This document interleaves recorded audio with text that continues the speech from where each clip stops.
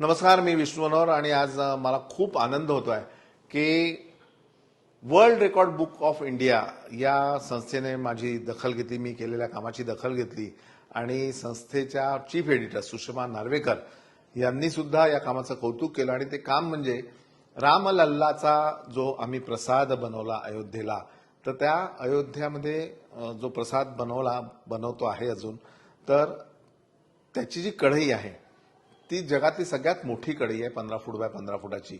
आणि त्याची दखल या संस्थेने घेतली आणि मला हा अवॉर्ड दिला. त्याबद्दल मी संस्थेचे खूप खूप आभार मानतो. आणि ही कढई तयार करताना मला विश्वकर्मा इंडस्ट्रीज नागपूर यांनी जी मोलाची मदत केली त्याबद्दल त्यांचे सुद्धा खूप खूप आभार. आणि हा रेकॉर्ड माझ्या एकट्याचा नसून आमच्या सगळ्यांचा आहे.